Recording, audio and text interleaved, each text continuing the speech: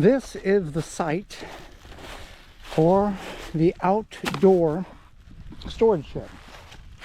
It's going to be a replacement of the dome tent, which has all kinds of tarps and a cooler and chimney pipe cleaner, a brush, bags. So, and then there's other things. This will also be for tools and tubs.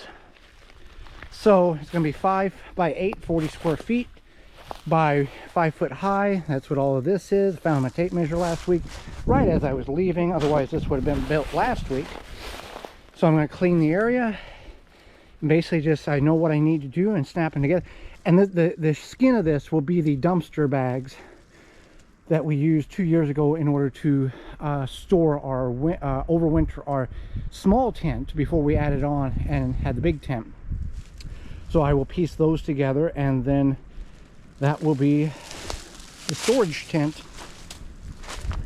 And I will show you I won't show you step by step because this is a customized thing. I'll show you bits and pieces as I'm going along, or once I get the holes dug and all that stuff. So this will be something that I wanted to do for a while, and we're going to get it done.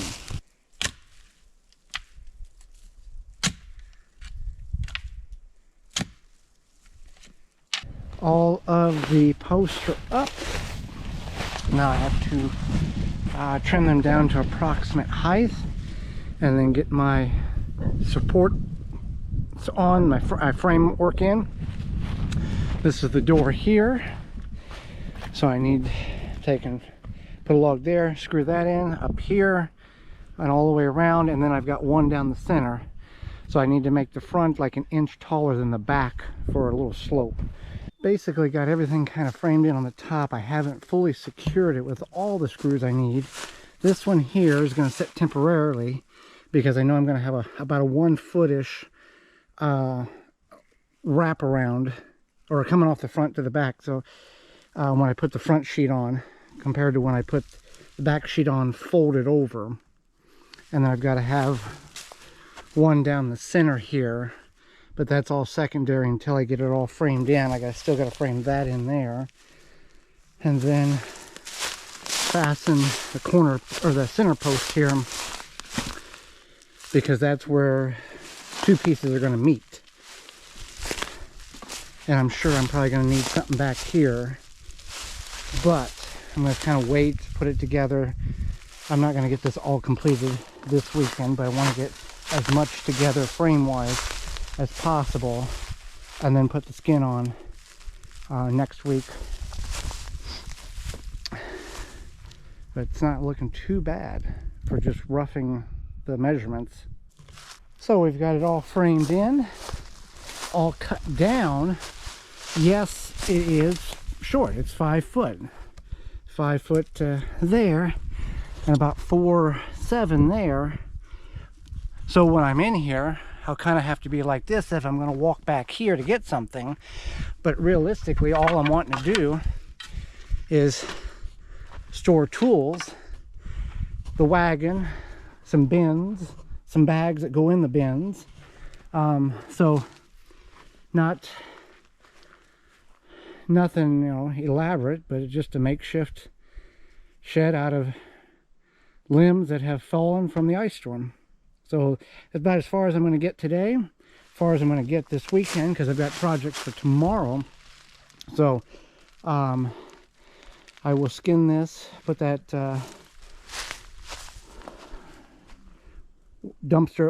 canvas dumpster bag over it, the 2 of them that I've got, cut them apart and piece them together next trip. Again, this piece there is for about right here where they can join.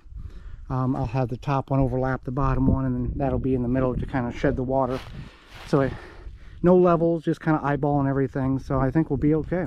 We will start working on preparing the skin for our outdoor shed, which the skin will be the canvas dumpster bags that we had put the tent in the first winter, the small tent.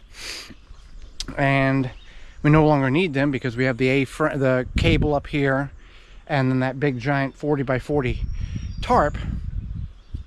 So we're going to utilize those dumpster bags because there's no resale value that I have found on them, and I can utilize them much more. I can utilize them here more than making $2 or $3 a bag off of them, selling them on a resale site. This is what the dumpster bags look like. I call them canvas dumpster bags. They're a waste management bag. If my measurements are correct, 2 of these, which I have another one in the tent, will cover that frame. What I need to do is I need to take and cut the corners down to get it completely flat, and then I can start wrapping it around, because I'm 4 foot and 2.5 foot, 4 foot across the base, 2.5 foot on each side vertically. So my measurements are correct. That should work. So the way these are sewn, I do not have to physically cut, so I can get a solid seam here. They're like feed sacks. If you're familiar with farm feed sacks, let me try. The way that they're sewn is they're intertwined, and I just cut the top and the bottom knots, and they pull right out. This bottom would be the same too, but I'm not going to dismantle that. So it opens up quite nicely. I just got to cut the top knot and the bottom knot, and that thing unravels, so I have a clean seam here with no fray. So that works out really well. Just a little extra time, I may get a little more longevity out of it. The dumpster bag is not a true 4x8, which I never accounted for that. We've got this much left over once I would affix it to the back. Now with the other one, I do have to cut the door out of, so that should give me a little extra material. I don't know how much more material I'll need. I mean, I take the door and do all this other stuff. So it kind of almost is going to be like maybe turn into a lean-to. I don't know. I'm going to piece together what I've got, and I'll show you the final results, because this is more of a here's what we got going on.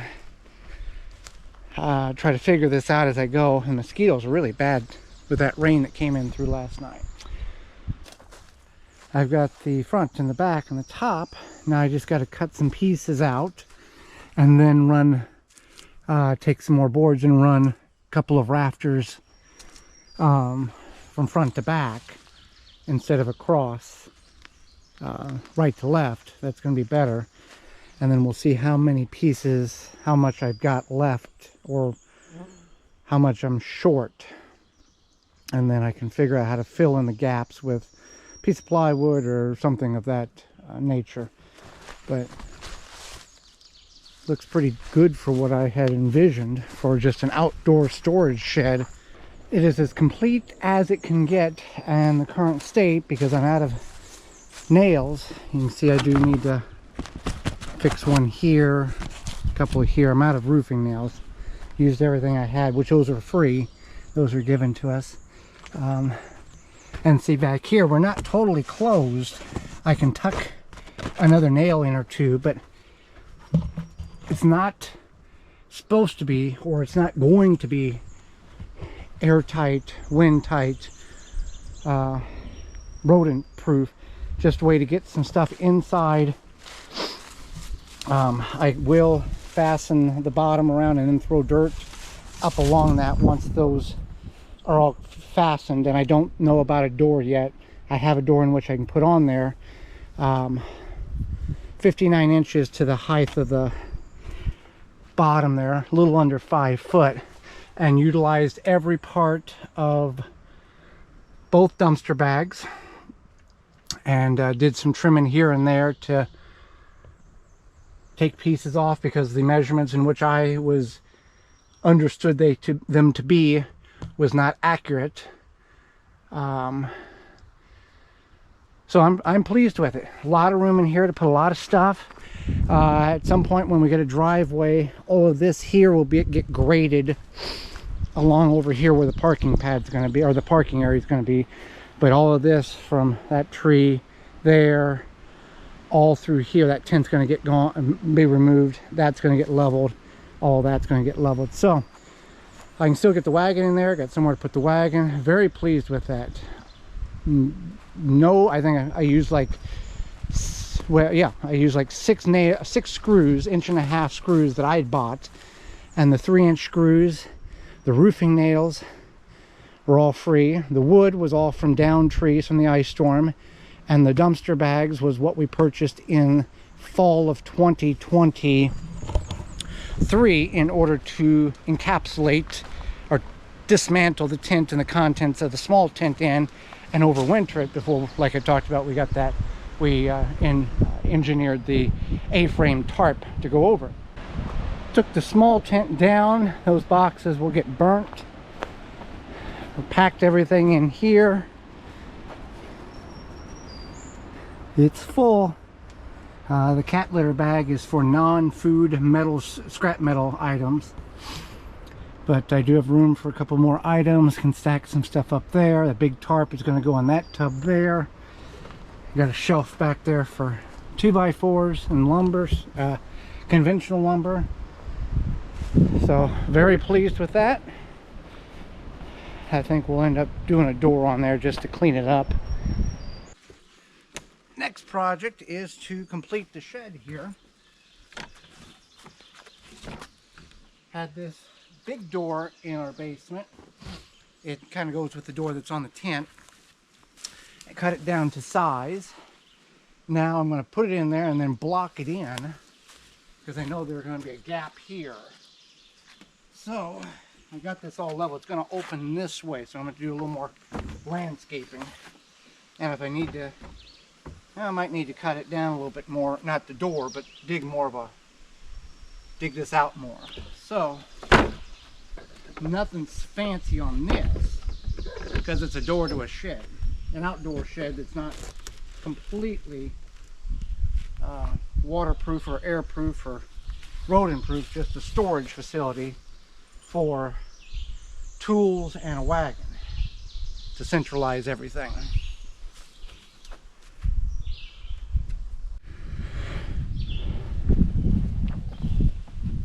So that's what we got. It's just an outdoor shed that is not 100% waterproof, so I'm not gonna be bothered by a little gap in the door.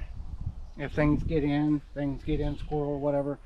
It's just enough to kind of keep big things out, allow me to get in there so it's not open, and it'll kind of slow down some of the wind. I'm okay with that because this may not be a long-term 5 to 8 year project. It may come down with big snow or big rain or big wind, so I'm good with that. I wasn't thinking about blocking this in here and blocking that in, but it really doesn't matter because I got to put a few more nails in, but I don't see the need to block this in because there is gaps here and there, so I'm fine with that. It looks good. It will serve the purpose that it needs to serve. Before breakfast, I went over and I did finish. I added to the outdoor shed yesterday. I said it was good by having that big gap in the door and having a gap here, and then there was a gap there. So I did come in this morning and clean that all up. So it does work quite well and kind of closes that all up a little bit more. There's still gaps here or there, but there's all of this was open, as you remember. So